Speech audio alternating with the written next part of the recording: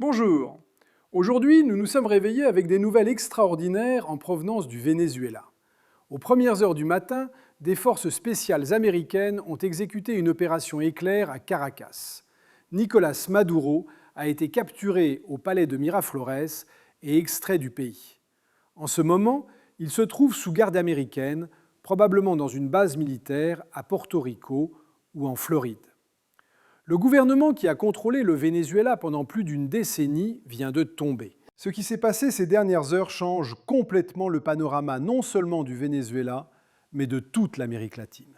Et nous devons comprendre trois choses calmement. Comment cette opération s'est déroulée exactement, ce qui se passe en ce moment même au Venezuela et dans la région, et ce que nous devons attendre dans les prochains mois. Parce que ce n'est pas seulement la chute d'un gouvernement. C'est la confirmation d'un schéma que nous observons depuis des mois. C'est la matérialisation de l'un des scénarios que nous avons discutés, et c'est probablement le début d'une reconfiguration profonde de l'équilibre des pouvoirs dans l'hémisphère occidental. Allons-y par parties. Selon les rapports que nous avons pu confirmer de multiples sources, l'opération a commencé approximativement à 3h45 du matin, heure de Caracas. Ce n'était pas une attaque massive. Il n'y a pas eu de débarquement de 1000 lignes de marine. C'était une opération chirurgicale, de précision, exécutée par des forces spéciales. La première phase a consisté en un bombardement sélectif des systèmes de défense aérienne vénézuéliens. Cela s'est produit simultanément dans 7 emplacements différents autour de Caracas. Ils ont détruit des radars, des batteries antiaériennes et des centres de commandement et de contrôle. Le tout en approximativement 45 minutes.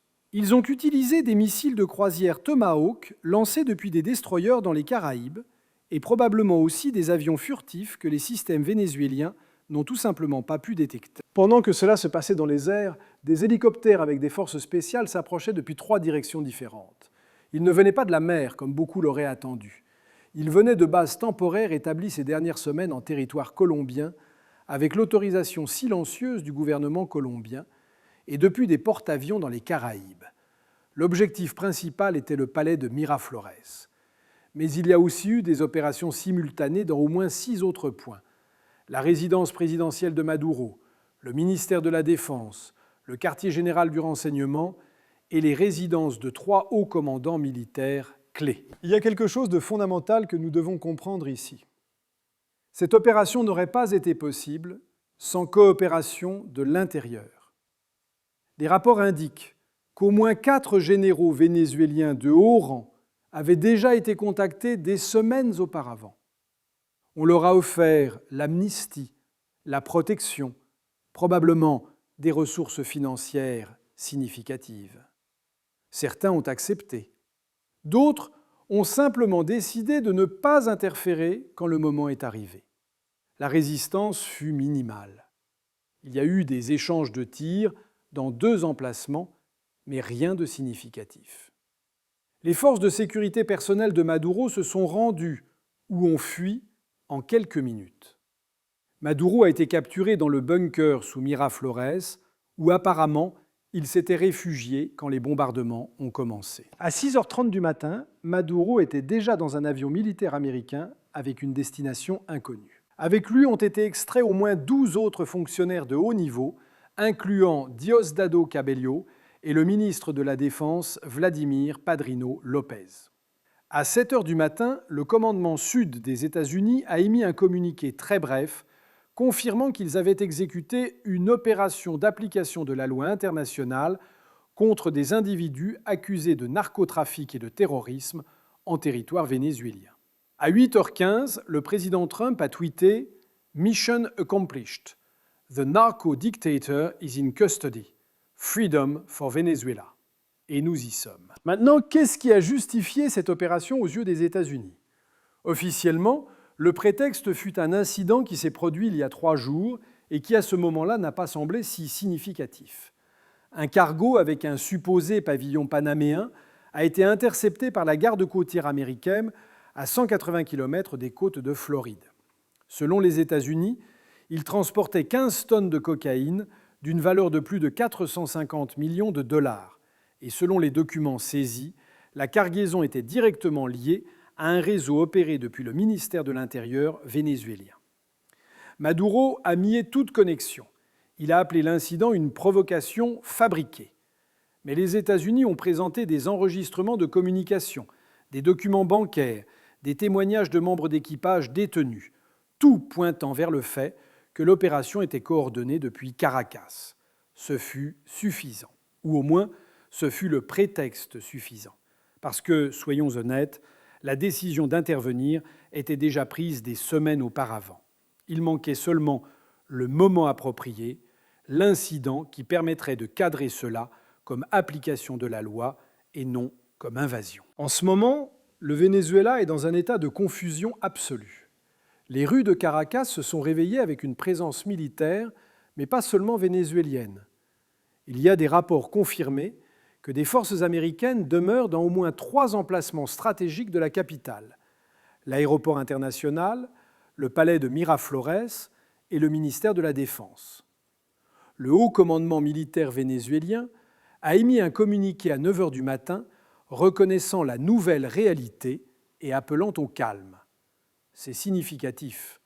Ils n'ont pas appelé à résister. Ils n'ont pas dénoncé une invasion. Ils ont parlé de nouvelles réalités et de processus de transition ordonnés. Cela nous dit que la coordination avec des secteurs militaires était réelle et profonde. Mais toute l'armée n'est pas alignée. Il y a des rapports de mouvements de troupes loyales à Maduro dans l'état de Zulia et dans certaines zones de la frontière avec la Colombie. Petites garnisons qui apparemment n'ont pas reçu le mémo ou qui ont décidé de ne pas l'appliquer. Nous ne savons pas encore si cela va escalader ou s'ils vont finir par se rendre dans les prochaines heures. Dans les quartiers populaires, dans les bastions historiques du chavisme, la situation est tendue. Il y a des vidéos circulant de groupes affrontant la police, de pillages dans certains commerces, de barricades se levant dans des zones comme Petare et 23 de Enero. Les gens sont confus, en colère, effrayés. Beaucoup sentent qu'ils viennent d'assister à une violation de leur souveraineté. D'autres célèbrent ce qu'ils voient comme la libération d'une dictature. Maria Corina Machado est apparue à la télévision à 10h30 du matin. Elle a parlé d'une nouvelle aube pour le Venezuela, de justice arrivant finalement, de reconstruction nationale. Elle n'a pas condamné l'intervention américaine. Elle ne l'a pas non plus célébrée ouvertement. Elle a marché sur une ligne très fine, essayant de se positionner comme la leader naturelle de la transition sans paraître une marionnette de Washington. Le problème est qu'une portion significative de la population vénézuélienne va la voir exactement ainsi, comme quelqu'un qui est arrivé au pouvoir sur des chars américains. Et c'est un problème énorme pour la légitimité de n'importe quel gouvernement qui viendra. Maintenant, regardons ce qui se passe au-delà des frontières vénézuéliennes, parce que c'est là que la chose devient vraiment complexe. L'Amérique latine est divisée comme nous l'attendions. L'Argentine fut le premier pays à réagir. Milei a émis un communiqué à 8h30 célébrant la chute de la narcodictature vénézuélienne et offrant tout le soutien nécessaire au peuple vénézuélien sur son chemin vers la démocratie. C'était prévisible. El Salvador fut similaire. Bukele a tweeté une image de Maduro avec le mot « gone » et un emoji d'adieu. Sa base le célèbre. Les critiques y voient un alignement dangereux avec l'interventionnisme américain. Mais de l'autre côté, des réactions furent immédiates et fortes. Le Mexique a émis un communiqué à 11h condamnant la violation flagrante de la souveraineté du Venezuela et exigeant le respect absolu du droit international et de la non-intervention. Sheinbaum fut clair et direct. Le Mexique ne va pas reconnaître aucun gouvernement qui surgisse de cette intervention, au moins pas immédiatement. Le Brésil fut encore plus dur. Lula a parlé à 12h30 depuis Brasilia. Il a appelé l'opération inacceptable et injustifiable, a comparé la situation avec l'Irak en 2003 et a averti d'un précédent extrêmement dangereux pour toute la région. Il a dit que le Brésil convoquerait une réunion d'urgence de l'UNASUR, de la CELAC, de tous les organismes régionaux possibles pour discuter l'agression contre un État souverain. La Colombie est dans une position impossible. Petro a condamné l'intervention en termes forts, Mais la Colombie a permis que des forces américaines utilisent son territoire comme base de lancement. Cela va sortir au jour. Et quand cela sortira, Petro va faire face à une crise politique interne massive. Sa coalition peut se fracturer à cause de cela. Cuba et le Nicaragua ont déclaré l'état d'alerte militaire maximal. Ortega a parlé d'invasion impérialiste et de prochains objectifs de Washington. Díaz-Canel a convoqué des manifestations massives à La Havane en solidarité avec le peuple vénézuélien et en défense de la souveraineté latino-américaine. Le Chili, le Pérou, l'Uruguay ont émis des déclarations plus prudentes, exprimant une préoccupation, mais sans condamner directement. Ils attendent de voir comment cela se développe avant de s'engager dans une direction ou une autre. Au-delà de la région, les réactions sont aussi révélatrices. La Chine a émis un communiqué appelant à respecter la souveraineté vénézuélienne et exprimant une sérieuse préoccupation pour l'usage unilatéral de la force. Mais le ton fut mesuré. Ils n'ont pas menacé de sanctions. Ils n'ont pas parlé de représailles. Ils ont simplement exprimé leur désapprobation et ont demandé le dialogue. C'est important. La Chine accepte qu'elle a perdu cette partie. Ils vont protester formellement. Ils vont utiliser cela comme munition propagandiste contre l'hégémonisme américain. Mais ils ne vont pas escalader. Ils ont trop en jeu dans leurs relations économiques avec les États-Unis. Et probablement, ils sont déjà en train de recalibrer leur stratégie en Amérique latine, se concentrant sur sécuriser le Brésil et le Mexique, au lieu d'essayer de sauver ce qui reste du Venezuela. La Russie fut plus véhémente dans sa condamnation, mais tout aussi impuissante en termes d'actions concrètes. Poutine a parlé d'agression impérialiste et de violation du droit international, mais c'est tout ce qu'il peut faire. La Russie est enlisée en Ukraine, elle perd des alliés au Moyen-Orient, et elle n'a simplement pas la capacité de projeter du pouvoir dans l'hémisphère occidental. Le Venezuela était un symbole. Maintenant, c'est un symbole perdu. L'Europe est divisée, mais majoritairement mal à l'aise. La France, l'Allemagne et l'Espagne ont émis des déclarations exprimant une préoccupation pour les méthodes, mais reconnaissant aussi les graves accusations de narcotrafic et de violation des droits de l'homme du régime de Maduro. En d'autres termes, ils n'aiment pas comment cela a été fait, mais ils ne vont pas non plus défendre Maduro. Ils vont attendre de voir quel gouvernement émerge avant de prendre une position claire. À l'ONU, cela va aller au Conseil de sécurité. Il y aura un débat intense. La Russie et la Chine proposeront une résolution condamnant l'intervention. Les États-Unis y mettront leur veto.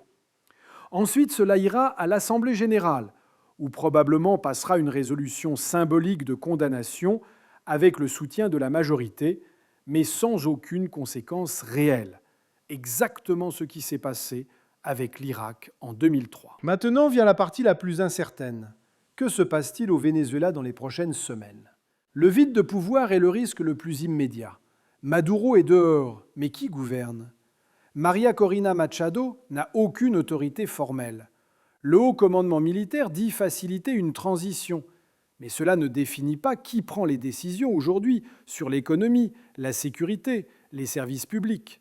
Les États-Unis ont probablement déjà un plan. Le plus probable est qu'ils fassent pression pour la formation immédiate d'un gouvernement de transition composé de figures de l'opposition, de quelques militaires considérés acceptables et peut-être de quelques technocrates. Ce gouvernement aurait 2 mandats principaux, maintenir l'ordre et convoquer des élections dans 90 jours. Mais il y a d'énormes problèmes avec ce scénario. Premièrement, qui contrôle réellement l'armée vénézuélienne ? Les généraux qui ont coopéré avec les États-Unis l'ont fait par intérêt personnel, non par amour de la démocratie. Ils vont vouloir des garanties qu'ils ne seront pas poursuivis pour corruption, narcotrafic, violation des droits de l'homme. Ils vont vouloir conserver leur fortune, leur propriété, leur influence. Si le nouveau gouvernement essaie de toucher à ces intérêts, ils peuvent renverser la table rapidement.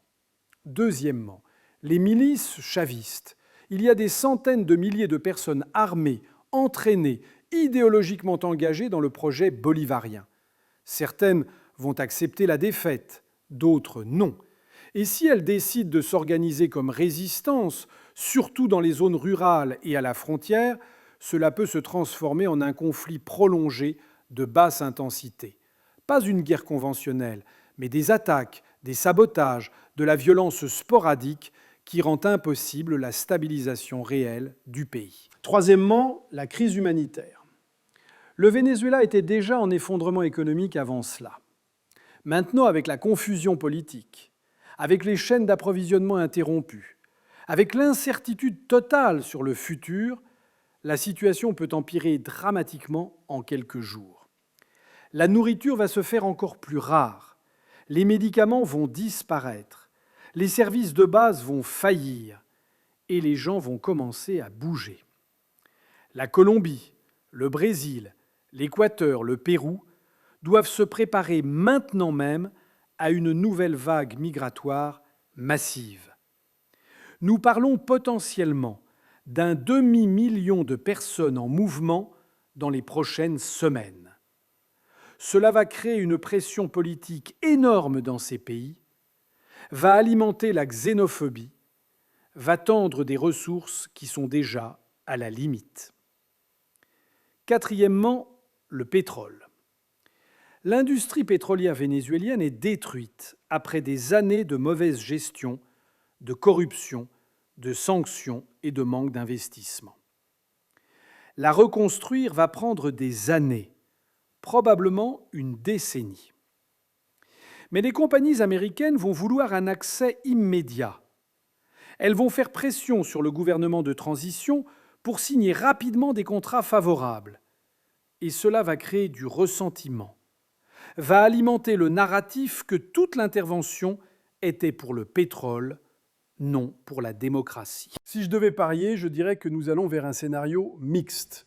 Ni le chaos total, ni la transition parfaite. Dans les premières semaines, probablement, nous allons voir un gouvernement de transition se former avec le soutien américain et la reconnaissance d'approximativement la moitié des pays de l'hémisphère. Ce gouvernement va faire face à une résistance interne de secteurs chavistes, va lutter avec des problèmes de légitimité, mais va maintenir un contrôle nominal sur les institutions principales. Les États-Unis vont maintenir une présence militaire discrète, mais significative, probablement entre 5 000 et 8 000 effectifs, concentrés à Caracas et dans les installations pétrolières clés. Ils ne vont pas appeler cela une occupation.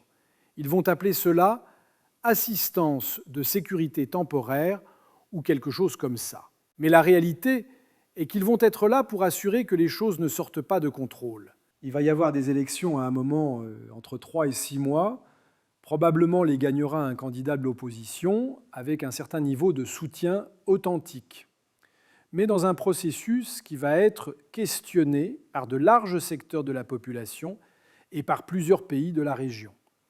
La participation va être basse, spécialement dans les bastions chavistes, où beaucoup de gens vont boycotter ou simplement ne vont pas sentir que le processus est légitime. Le nouveau gouvernement va faire face à des défis absolument monumentaux. Reconstruire une économie en ruine, réintégrer des millions de Vénézuéliens qui sont à l'extérieur, gérer la dette massive que le Venezuela a avec la Chine, la Russie et d'autres créanciers, combattre la violence de groupes armés irréguliers, et tout cela en essayant de maintenir un certain niveau de légitimité démocratique.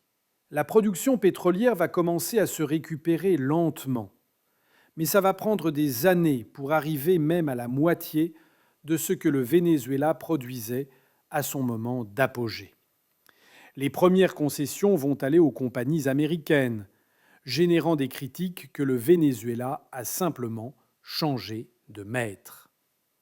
Un peu d'investissement va commencer à affluer, mais les investisseurs vont être prudents tant que persistera l'instabilité. Au-delà du Venezuela, cela change complètement l'échiquier de l'Amérique latine. Les États-Unis viennent de démontrer qu'ils sont disposés à utiliser la force militaire directe dans l'hémisphère occidental quand ils considèrent que leurs intérêts sont menacés. Cela envoie un message très clair à tous les autres gouvernements de la région. Pour des gouvernements comme ceux de Cuba et du Nicaragua, c'est un avertissement existentiel. Si Maduro est tombé, ils peuvent être les suivants. Ils vont augmenter leur répression interne, ils vont approfondir leurs liens avec la Russie et la Chine autant qu'ils peuvent, ils vont se fortifier.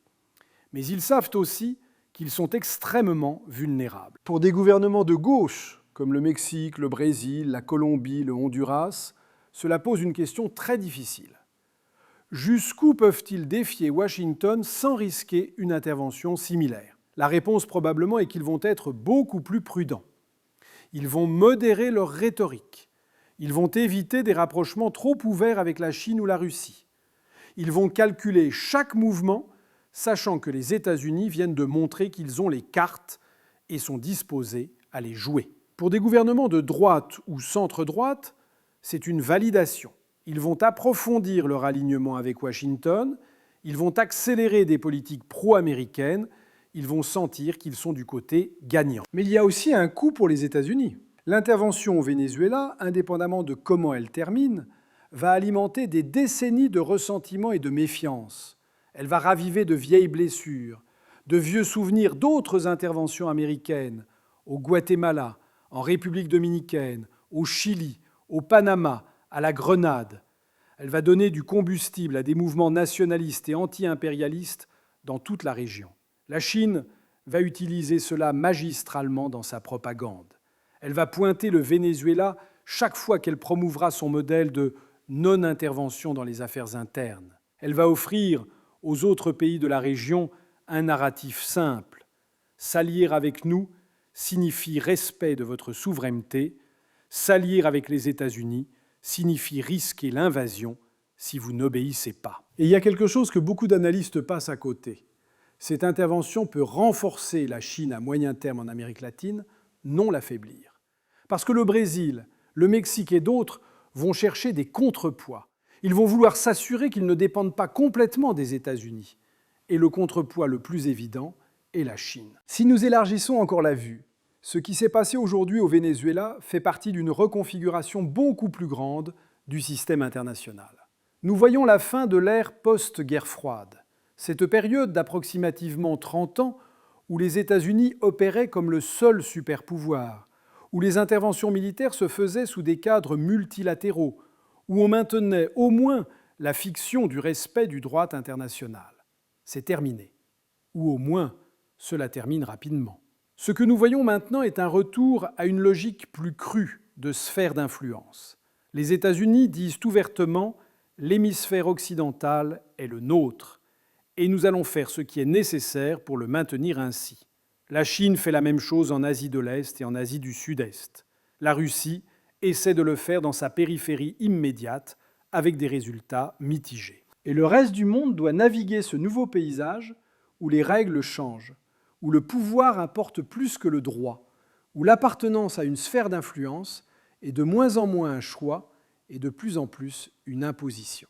Pour les pays moyens et petits, c'est terrifiant. Parce que cela signifie que leur autonomie se réduit, leur capacité à maintenir des relations équilibrées avec multiples puissances se complique. La pression pour choisir des camps augmente constamment. Alors, que devons-nous conclure de tout cela ? Premièrement, que l'intervention au Venezuela, bien qu'elle ait été présentée comme une opération anti-narcotique, fut fondamentalement un mouvement géopolitique. C'était sur le pétrole, sur les sphères d'influence, sur la compétition avec la Chine, sur réaffirmer l'hégémonie américaine dans l'hémisphère. Deuxièmement, que le succès ou l'échec de cette intervention va déterminer beaucoup de ce qui se passe en Amérique latine dans les 10 prochaines années.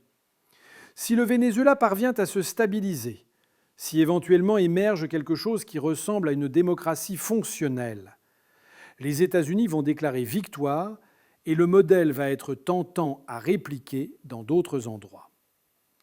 Si le Venezuela sombre dans le chaos, s'il se transforme en un autre Irak ou Afghanistan, il va être beaucoup plus difficile de justifier des interventions similaires dans le futur. Troisièmement, que l'Amérique latine entre dans une époque de plus grande polarisation, plus grande pression externe, moindre autonomie, les marges pour des politiques extérieures indépendantes se rétrécissent. La région va devoir naviguer des eaux très turbulentes dans les années qui viennent.